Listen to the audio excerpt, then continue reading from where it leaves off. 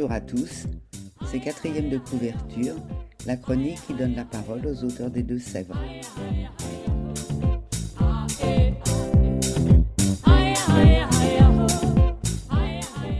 Mai 1753. Après les épreuves vécues dans la falaise de la Repentie, Camille Lemonnier est désormais propriétaire d'une boulangerie à Saint-Martin-de-Ré et d'un café à La Rochelle, où elle compte faire valoir ses talents culinaires et son goût pour les idées nouvelles que Madame de Tencin lui laissa en héritage. Quand son destin l'appelle quelques semaines à Paris pour répondre à ses ambitions, elle croise d'anciennes connaissances qui mettent son cœur et son esprit à rude épreuve. Entre ces liens qu'elle ne peut renier et les nouvelles rencontres, elle plonge malgré elle au cœur de sombres intrigues, mêlant disparition d'enfants, violence à la salpêtrière ou trafic innommable. Comme dans son adolescence, sa quête des goûts et des saveurs croisera ainsi d'autres combats, synonymes de justice, d'émancipation et de sororité. Car il est temps pour Camille de grandir et de faire des choix, malgré la pénombre qui menace.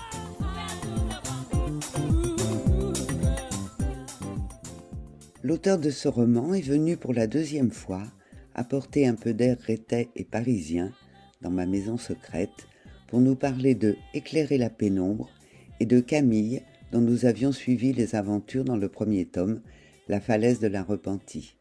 Bonjour Marie-Béatrice Gauvin. Bonjour. Donc vous êtes venue avec Éclairer la pénombre, qui est la suite de La falaise de la Repentie, dans laquelle nous allons retrouver Camille Lemonnier, dont on avait fait la connaissance dans le 1er tome. Donc Camille a bien évolué. Désormais, elle est propriétaire d'une boulangerie. Elle est toujours dans l'île de Ré, une boulangerie et puis un café. Mais elle a des ambitions plus grandes et elle va donc partir à Paris. Et donc, dans Éclairer la pénombre, on va suivre ses aventures à Paris, sa découverte du milieu parisien et ses aventures, parce que c'est un roman d'aventure. C'est un roman historique et d'aventure. Oui, voilà, ce que j'assume complètement. C'est un roman avec des choses qui se passent à chaque chapitre. Et normalement, chaque fin de chapitre relance la lecture. Parce que moi, j'aime bien aussi ce genre de lecture-là. Et puis que je suis emportée au moment où j'écris par l'action, par des choses qui se rajoutent. Donc ça fonctionne comme ça. Et ce qui ne facilite pas parfois la structure, parce que la structure, je crois, est quand même assez complexe. Et donc, il faut relancer à chaque fois quand même un nouvel élément, parce que là, ça ressemble peut-être un peu plus à une sorte d'enquête. Et donc voilà, ça louche un peu vers le policier, tout en restant historique.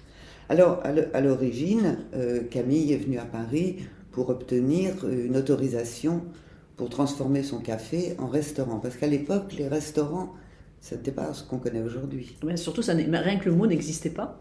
Donc en fait, il y avait des droits des différentes guildes qui faisaient que on pouvait soit vendre de la viande, soit vendre du pain, soit vendre des gâteaux, des boissons, mais tout ensemble à un même endroit, ça n'existait pas en fait. C'était même pas qu'il n'y avait pas le droit, c'est qu'il y avait les prérogatives de chacun qui faisaient que ça n'était pas possible.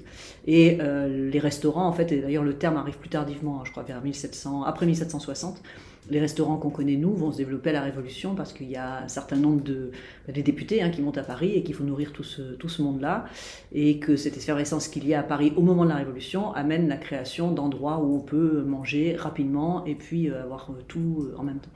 Et donc, à part dans les auberges, mais où les gens mangeaient sur les mêmes tables et ne choisissaient pas leur menu, c'était un menu du jour, c'était une notion qui n'existait pas. Et donc elle a cette idée, après avoir vu le café Procope, après avoir quand même connu l'univers de la boulangerie, puisque c'est ça qui l'intéressait au départ, elle a cette idée de créer une espèce d'amalgame de plein d'éléments. Enfin voilà, on pourrait manger, on pourrait boire quelque chose de bon, manger quelque chose de bon, avoir du bon pain sur un même endroit. Voilà, donc elle monte à Paris pour obtenir cette autorisation, puisqu'il peut y avoir une autorisation, une dérogation signée du roi. C'est ça, c'est ce qu'on appelle les lettres de patente, ce qui ont permis parfois de faire des choses qui étaient des innovations. Et donc elle demande non pas d'ouvrir un restaurant puisque le mot n'existe pas, mais d'avoir la possibilité de vendre de la viande par exemple, d'avoir un traiteur qui peut intervenir dans l'endroit qu'elle a créé, donc son café Alexandrine qui lui se trouve à La Rochelle. Elle va entre La Rochelle et l'île de Ré, entre la boulangerie, le petit café qu'elle a déjà à Saint-Martin-de-Ré pour le commerce avec les étrangers et puis les gens de Saint-Martin d'ailleurs et de l'île de Ré, et puis cette succursale en quelque sorte qu'elle a ouverte à La Rochelle, donc elle appelle le café Alexandrine du nom de Madame de Tencin, donc la fameuse baronne de Ré, donc qui est un personnage qui a vraiment existé.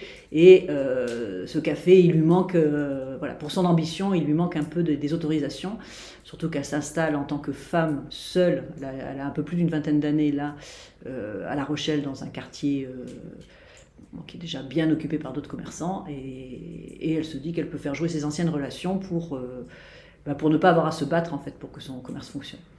Donc en arrivant à Paris, elle va reprendre contact avec les quelques relations qu'elle avait déjà nouées du temps de Madame de Tencin. Elle va découvrir les salons.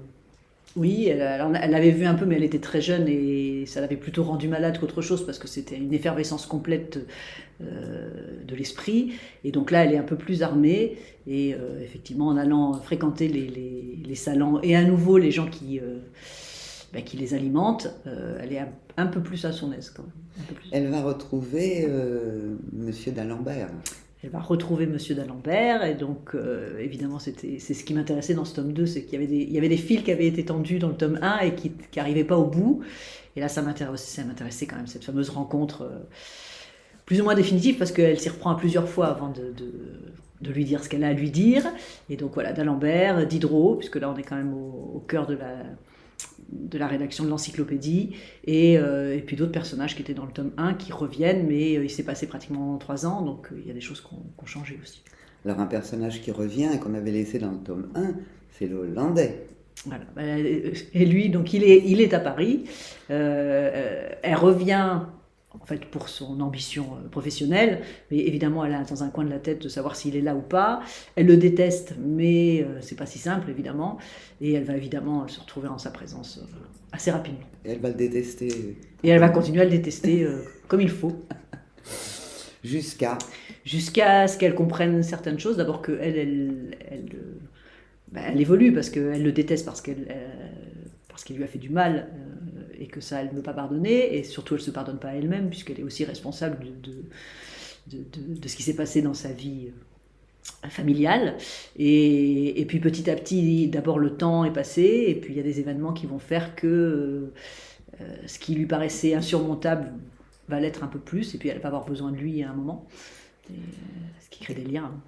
Et elle va se retrouver au milieu d'une affaire, alors vous parliez d'un thriller, effectivement, au milieu d'affaires dans lesquelles il y a des disparitions d'enfants, il se passe des choses très bizarres à la Salpêtrière, elle va en avoir connaissance et elle va s'intéresser de très près à ces affaires. Ben voilà, comme dans le tome 1, elle est fouineuse quand même, elle s'occupe de ce qui ne la regarde pas, il faut quand même le dire, et puis là elle va, par divers hasards qui n'en sont pas toujours, elle va se retrouver spectatrice, on va dire, d'affaires historiques, parce que moi je me suis appuyée sur des écrits, Internet Farge par exemple, qui racontent, donc vers 1751 je crois, il y a eu des rafles d'enfants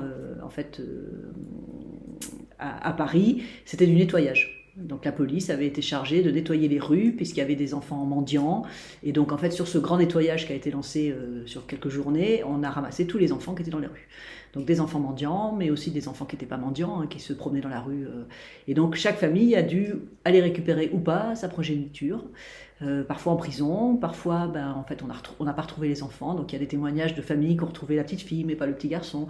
Et donc il y avait une méfiance du peuple parisien vis-à-vis de la police, et une espèce de protection des enfants quand même qui était importante. Et la Salpêtrière à ce moment-là, c'est pas un hôpital, c'est un endroit où on parque les pauvres en fait, et en particulier les femmes et les enfants.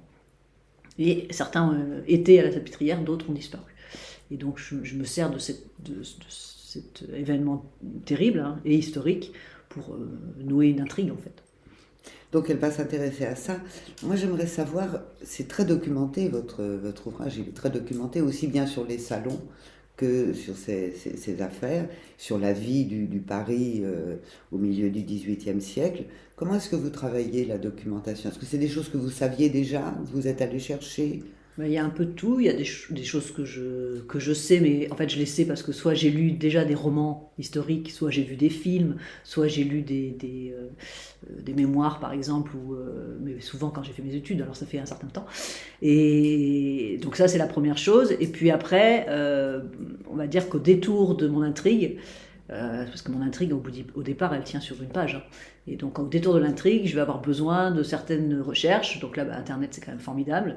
Je trouve un truc qui pourrait m'intéresser, donc j'essaye de commander le livre qui peut m'amener l'information supplémentaire, ou parfois sur Internet il y a des articles qui sont publiés, il y a quelques sites qui sont formidables, hein, qui publient des mémoires, des thèses, et auxquels on a accès librement, donc il faut toujours recouper l'information, et c'est vrai que ça m'amène déjà pas mal d'infos.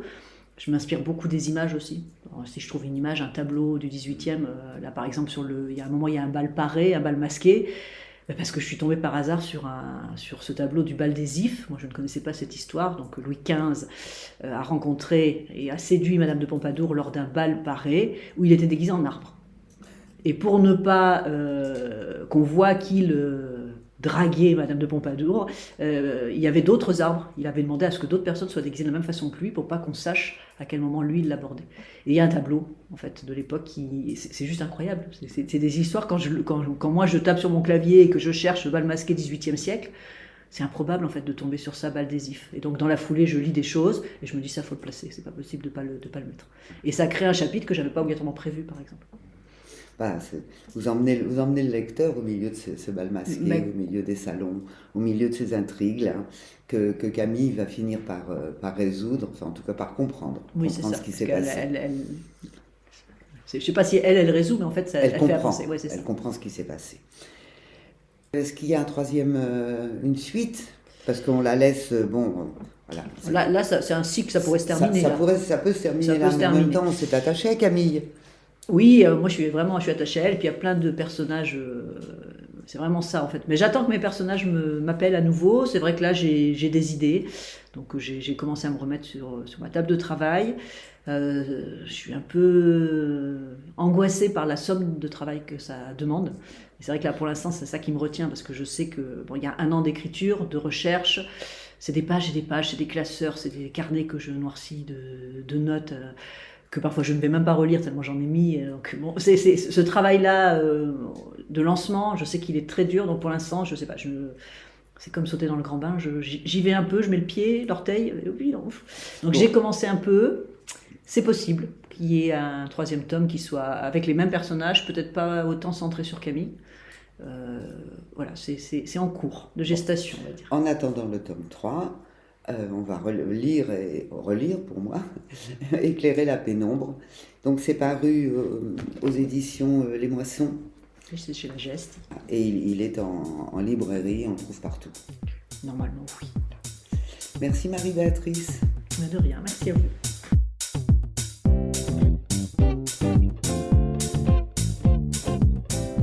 C'était 4e de couverture, Dany Ledu. Je recevais Marie-Béatrice Gauvin pour son roman Éclairer la pénombre, paru aux éditions Les Moissons.